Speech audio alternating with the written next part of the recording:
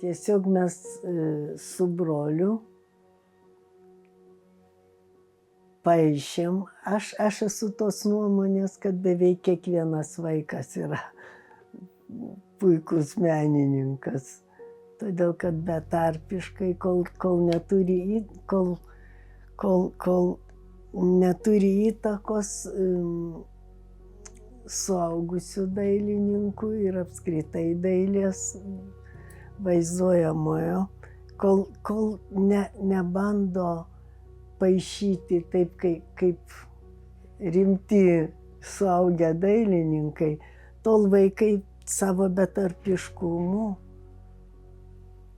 Man atrodo, kad kiekvienas gali būti įdomus. Bet kadangi mano tėvas buvo labai gabus dailiai, tik taip susiklostė likimas, kad nutrūko jo studijos. Karas ir taip toliau. Tai nusprendė, kad mes gabūs su broliu. Jaunesnis brolis tai jau mūsų įtaka buvo. Jis čia atsisėsdavo, paimdavo mano plunksną, tušą ir paišydavo. Nuostabiai paišė. Aš turiu jo piešinių vaikystės. Baigėm 4-metę mokyklą, visi 3.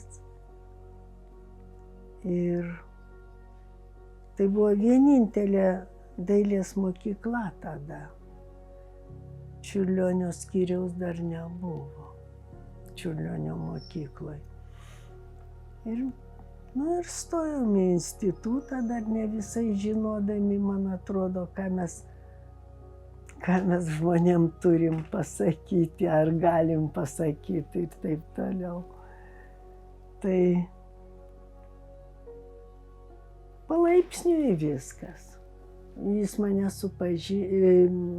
išmokino, paaiškino, kai man 11 nebuvo. Ir taip aš ir pradėjau fotografuoti, o paskui tiesiog neprisimenu, kad išeičiau į miestą be fotoaparato. Visą procesą aš dariau iki 93 metų. Paskui jau chemikalų nebuvo, paskui atsirado mane nukonkuravusios muilinės, žinot, kiekvienas tapo fotografu. Buvo tokia pertrauka. Paskui vėl pradėjau fotografuoti, kai atsirado juodai baltos juostos, japoniškos, jautrios. Ir kai jau nereikėdavo, aš jau nustojau po to daryti pati. Nors apačioj pas mus Rūsy tėvas padarė super gerą fotolaboratoriją ir aš labai mėgdavau. Analoginiu aš fotografavau iki 2019. Ir jeigu Marija man nebūtų nupirkus skaitmeninio Fuji, gal aš ir nebūčiau perėjus. Kažkaip laikiausi iš paskutinių. Tai man atrodo retas dalykas, mes susitikdavom studentavimo laikais. Sekmadienį vaikščiojom po Vilnių, ten toliau kažkur į Užupį, dar kažkur, ten, kur paprastai nevaikštai. Taip atrasdavom Vilnių ir fotografuodavom. Žmonės vaikščiodavo pagrindiniam gatvėm, prospektu, o paskui senamiestį. Ir visi visus pažinojo iš veido. Visi. Ir netgi žinodavo kažkodėl, kas iš kokios mokyklos. Viską žinojo vieni apie kitus. O paskui ateina, kaip atvažiuodavo pas mane mano bičiuliai iš Maskvos, pavyzdžiui, jie labai stebėjosi. Sako, su tavim neįmanoma išeiti į miestą. Tu ant kiekvieno žingsnio sveikinės. Tai vat Vilnius buvo toks. Tai jis neatrodė visiškai provincialus. Nežiūrint į tai, kad vieni kitus pažinojo iš matymo.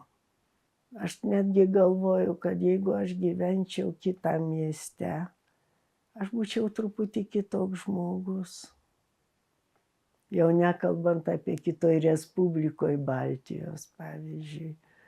Būčiau gyvenus Rygoj, ko neįsivaizduoju. Taline mes būtume visai kita stilistika, kita įtaka kultūrų aplinkui.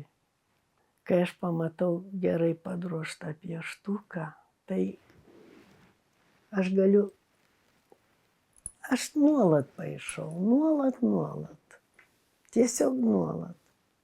Nežinau kodėl. Tiesiog negaliu susivaldyti. Ir iš to kažkas išeina, todėl kad jeigu pagal užduotį, tai tada jau įsipareigojimas kažkoks, kuris stabdo, baimė padaryti blogai, tuščia galva. O čia tiesiog pradedi paišyti ir vystai, ir drąsiai, ir taip toliau. Kuo daugiau žiūri, tuo daugiau supranti. Ir pajauti, ir pradedi orientuotis tame teatre. Tai priklauso nuo stilistikos, nuo režisieriaus koncepcijos ir nuo scenografijos. Kartais įdomu aišku daryti kostiumus, bet aš labiau visada mėgau daryti tokius, kur gali labiau vaizduotė pasireikšti, kažkoks netikėtumas, tokie labiau fantasmagoriški. Bet kai kurie kostiumai, kai kurie sprendimai netikėti man pačiai, va taip. Tai kai ką aš prisimenu. Ten, kur ne visiškai realistinis dalykas. Mes, prisimenu, su Koršunovu mes darėm pagal Šulcą Klepsidros sanatoriją, tai buvo Lenkijoje, Varšuvos teatre. Ir ten toks pusiau sapnas, pusiau keisti tokie personažai, nelabai reikšmingi, išskyrus pagrindinį.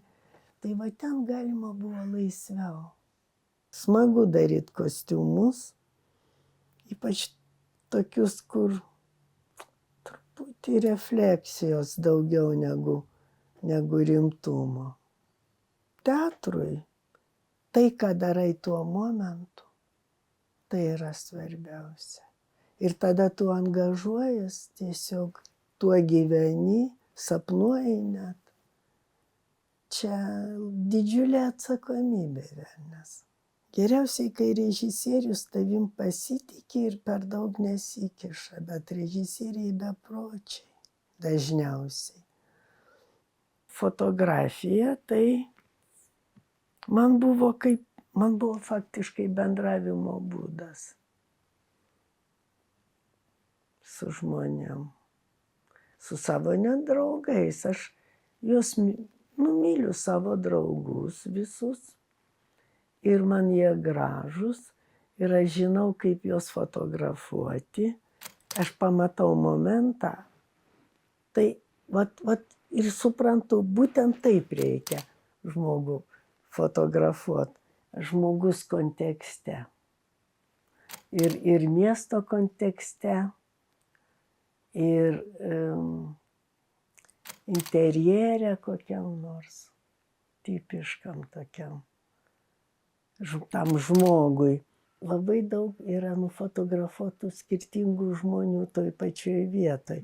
Faktiškai galima būtų tokią seriją padaryti. Labai nemėgstu, kai žmogus pozuoja, reiškia, manim nepasitikė. Galvoja, kad taip pasuks galvą, tai geriau atrodys arba veido išraiška, kažkokia. Aš pati žinau, kaip aš nufotografuosiu, kada reikia paspausti. Ir todėl stengiuosi kalbėti su žmogum, kad negalvotų apie tai, kad tuoj bus nufotografuotas. Taip, dažnai pamatai kadrą. Todėl, kad aš po to, kai pirmą kartą pamačiau, tai yra nepamačiau, o žiūrėjau filmą neorealistinį Vittorio De Sicos, juodai baltas, beveik be žodžių. Aš supratau, kad šita atmosfera man labai daug pasako. Ir aš supratau, kad man tai svarbu. Vat būtent tai. Kažkas tokio iki galo nepasakyto, kažkas ir toks užbaigtas kadras. Tas juodai baltai, kaip pasakyt, neturi to buitiškumo, abstrahuoja truputį. Ir tas fonas, kuris galėtų būti atsitiktinis, visiškai ten viena spalva, čia kita, čia dar kažkas. O čia viskas taip, kaip turi būti. Aš labai mėgstu tik tai baltai juodą fotografiją, todėl kad spalvota, tai čia jau tik visai kita specifika. Jeigu padaryta geriausiai, manęs jau neįkvepia. Aš jau žinau, kad aš jau tą žmogų padariau. Ir kaip ir vystymosi jau nėra. Todėl, kad nuo tam tikro amžiaus žmogus nesikeičia, vidiniai. Ir aš jau nieko daugiau nepasakysiu apie tą žmogų.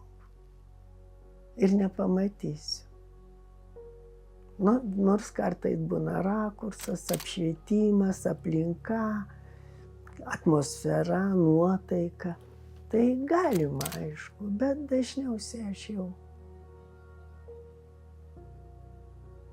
O yra žmonių, kurių taip ir nepadariau geriausios fotografijos. Tai labai norėtųsi. Jaučiu kaip ir skolą. Ir vat paskutiniai knygoj, taip, dėl ko man gaila, kad daug kas nepateko. Mano bičiulė Violeta Juškutė, ji tiesiog susitarė Titanike padaryti mano fotografijų parodą ir visų autentiškų. Tai ten buvo apie 200. Ir ji tada nusprendė, kad reikia išleisti katalogą. Aš nenustojau fotografuoti. Marija matė mano visas fotografijas ir nusprendė dabar pati padaryti antrą tomą. Kai pirmą kartą važiavau į Italiją, nepaėmiau aparato. Aš norėjau būti laisva. Norėjau matyti tą šalį. O paskui jau paimdavau, jau fotografuodavau. Aš galiu vaikščioti visą dieną ir nefotografuoti. Bet pamatai staiga ir tada, kai jau pradedu fotografuoti, tai viskas. Toks malonumas, toks įkvėpimas, tokia energija atsiranda.